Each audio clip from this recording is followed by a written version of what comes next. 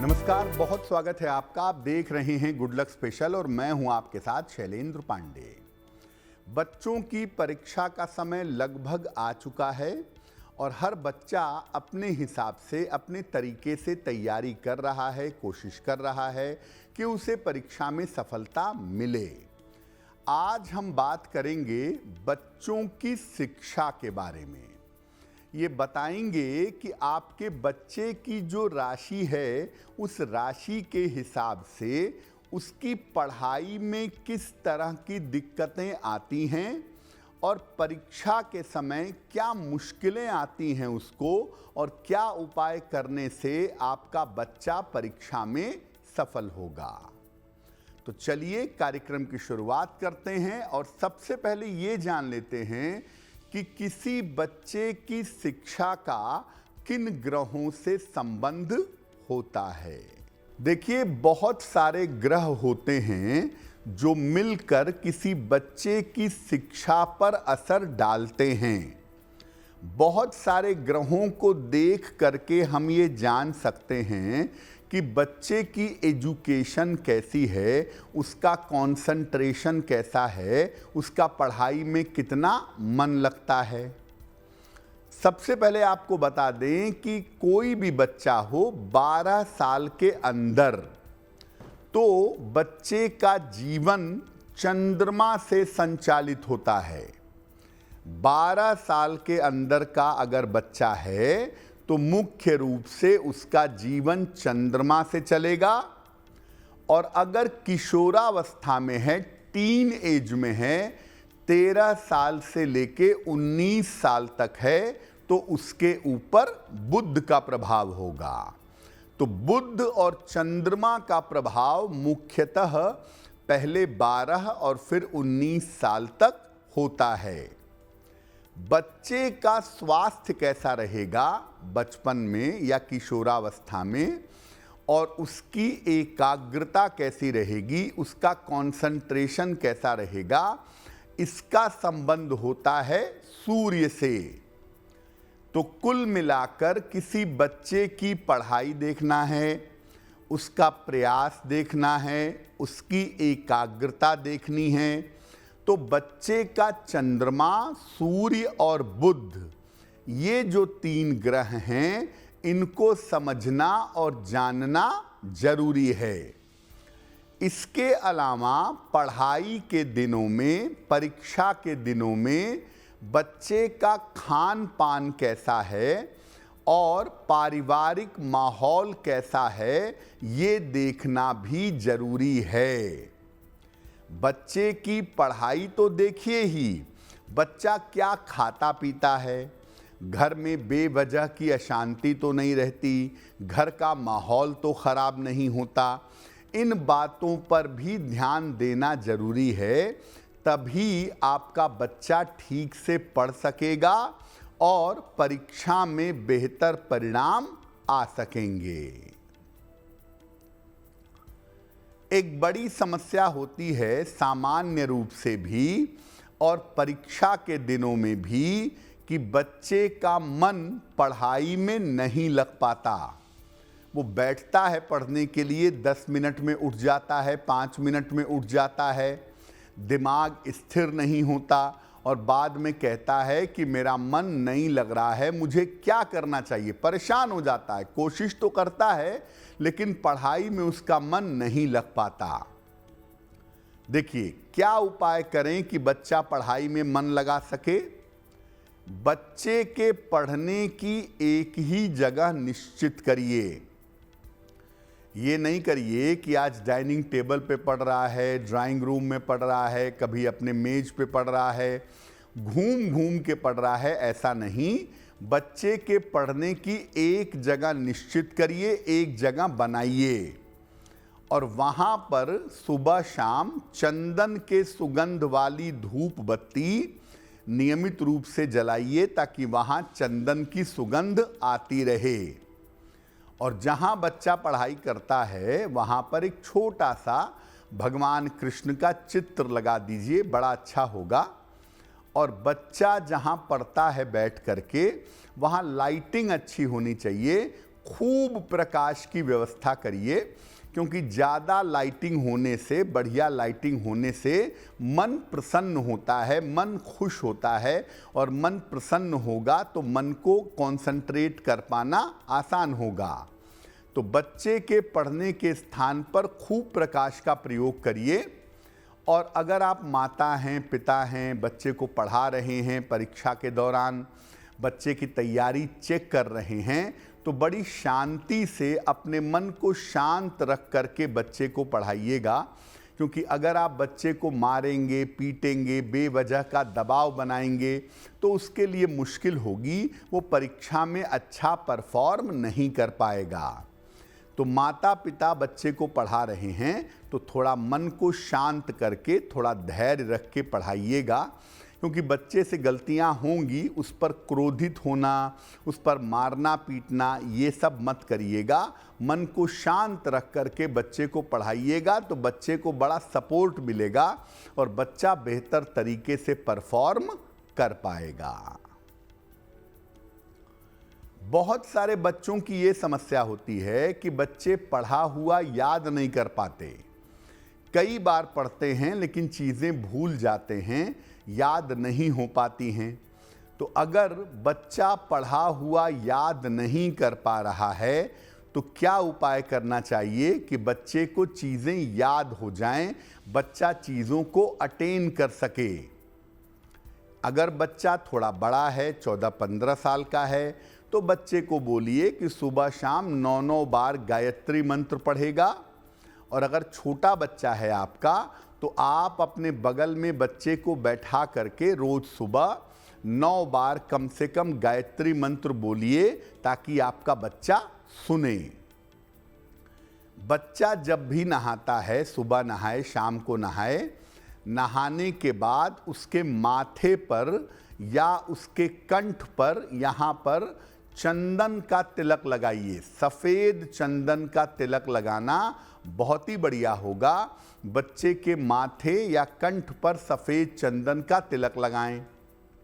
और बच्चे को एक साथ बहुत सारा खाना मत खिलाइए। थोड़े थोड़े इंटरवल्स पर थोड़ा थोड़ा भोजन कराइए तो ज़्यादा बेहतर होगा।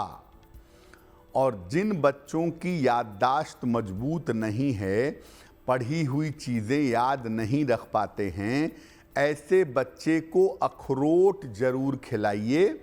अगर बच्चे को अखरोट आप नियमित रूप से खिलाएं तो उसका दिमाग बहुत ही अच्छा होगा, उसका ब्रेन बहुत ही शार्प होगा और ब्रेन के शार्प होने से वो चीज़ों को याद रख पाएगा। बहुत सारे बच्चे ऐसे होते हैं जो साल भर बढ़िया पढ़ाई करते हैं, उनकी सारी तैयारी अच्छी होती है, सारी चीज़ें उनको याद भी रहती हैं, लेकिन बच्चा परीक्षा के नाम से नर्वस हो जाता है। परीक्षा के नाम से बच्चा घबरा जाता है और बहुत सारे बच्चे परीक्षा के समय इसी नर्वसनेस की वजह से बीमार पड़ जाते हैं। तो अगर बच्चा परीक्षा के नाम से नर्वस हो जा रहा है, परीक्षा के नाम से घबरा जा रहा है, तो क्या उपाय करें कि बच्चे का कॉन्फिडेंस बढ़े, बच्चा मजबूती से परीक्षा को फेस करे और मजबूती से परीक्षा में सफल हो सके। देखिए, अपने बच्चे को रोज सुबह सूर्य को प्रणाम करना सिखाइए। या तो बच्चा अगर थोड़ा बड़ा हो तो उसको कहिए कि सूर्य को जल चढ़ाए, और अगर बहुत छोटा बच्चा है तो कोई बात नहीं, सुबह जब रेडी हो जाता है, स्कूल जाने के लिए तैयार हो जाता है, तो सूर्य के सामने बच्चे को खड़ा करिए और बच्चे को कहिए कि वो सूर्य देव को नमस्कार करे। इतना रोज सुबह जरूर करवाइए। अगर बच्चा 9 बार या 27 बार गायत्री मंत्र पढ़ सके तो और भी बढ़िया होगा, नहीं तो माता पिता उसको गायत्री मंत्र पढ़ करके सुनाएं। आपके बच्चे के पेंसिल बॉक्स का जो रंग है वो या तो पीला रंग रखिएगा या हरा रंग रखिएगा।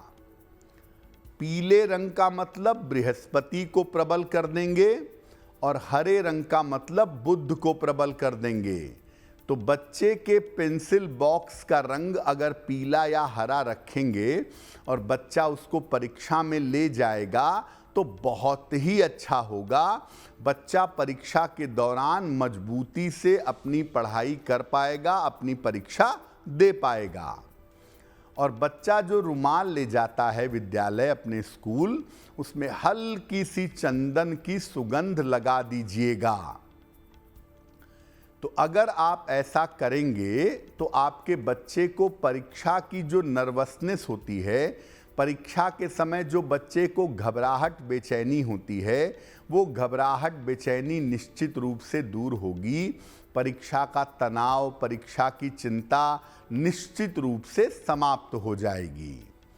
तो कुल मिला के बात देखिए ये है कि आपका बच्चा अगर परीक्षा के समय बहुत घबराता हो, परीक्षा के समय बहुत चिंता करता हो, बहुत तनाव पालता हो, तो मुख्य रूप से गायत्री मंत्र का जप करने से, गायत्री मंत्र को सुनने से और सूर्य देव की उपासना करने से ये समस्या निश्चित रूप से हल हो जाएगी। अब आपको बताते हैं कुछ छोटी छोटी बातों के बारे में जिनका आपको अपने बच्चे की परीक्षा के समय ध्यान देना है। आपका बच्चा छोटा है या बड़ा है, अगर परीक्षा देने जा रहा है तो परीक्षा में किन बातों का ध्यान रखें? देखिए, पहली बात यह है कि बच्चे के ऊपर बहुत ज़्यादा दबाव मत बनाइए। ये मत कहिए बच्चे से कि मैं जानता हूं तुम टॉप करोगे। बच्चे के मन में एक प्रेशर आ जाएगा टॉप करने का। आप बच्चे को बोलिए तुम अच्छी तरह से परीक्षा दो, तुम्हारा रिजल्ट ठीक होगा, तुम परेशान मत हो। उसके ऊपर दबाव बनाने की कोई ज़रूरत नहीं है। परीक्षा के दिनों में ये ध्यान रखें कि बच्चा बहुत ज़्यादा तेल मसाला ना खाए, बहुत ज़्यादा फास्ट फूड ना खाए, तो बच्चे के लिए बेहतर होगा। बच्चे को तेल मसाला और फास्ट फूड खिलाने से राहु एक्टिव हो जाएगा और ये बच्चे के स्वास्थ्य के लिए भी ठीक नहीं होगा और बच्चे की एकाग्रता के लिए भी ठीक नहीं होगा। तो बच्चे को बहुत ज़्यादा तेल मसाला और फास्ट फूड मत खिलाइएगा। बच्चा परीक्षा के दिनों में अगर रोज सुबह एक केला खा करके स्कूल जाए तो उसका एनर्जी लेवल बना रहेगा और साथ में हरी सब्जियां परीक्षा के दिनों में थोड़ी बहुत खाता रहे तो काफ़ी अच्छा होगा। बच्चे को कहिए कि सुबह शाम तुम्हें जब भी समय मिलता है तुम पूजा स्थान पर बैठ करके भगवान से एक बार प्रार्थना जरूर करो। ज़्यादा कुछ मांगने की ज़रूरत नहीं है, लेकिन पूजा स्थान पे बैठ के एक बार प्रार्थना करो तो बेहतर है। और परीक्षा के ठीक पहले, परीक्षा मान लिया 14 फरवरी से है, तो आप 4 फरवरी को 10 फरवरी को कोई नया रत्न धारण मत करवाइएगा, क्योंकि हो सकता है कि परीक्षा के समय कोई नया रत्न पहनाएं और बच्चे को सूट ना करे तो दिक्कत हो जाएगी। परीक्षा के पहले या परीक्षा के साथ बच्चे को गायत्री मंत्र पर ज़्यादा फोकस करना है और अगर वो सूर्य को जल चढ़ा सके या सूर्य भगवान को नियमित रूप से नमस्कार कर सके तो ऐसा करने से उसकी बहुत सारी चीज़ें बेहतर हो जाएंगी। तो अपने बच्चे को सूर्य देव की उपासना और गायत्री मंत्र जपना या गायत्री मंत्र सुनना ये करवाइएगा, इससे काफ़ी लाभ होगा। अब आपको बताते हैं कि आपके बच्चे की जो राशि है उस राशि के हिसाब से बच्चे की परीक्षा के समय कैसी दिक्कतें आती हैं, कैसी समस्या आती है और राशि के अनुसार परीक्षा के समय सफलता के लिए क्या करना चाहिए। अगर आप मुझसे जुड़ करके अपनी समस्याओं का समाधान चाहते हैं और चाहते हैं कि आपकी समस्याओं को ज्योतिष के माध्यम से सुलझाया जाए, तो आप हमसे संपर्क कर सकते हैं, जुड़ सकते हैं एस्ट्रो तक पर।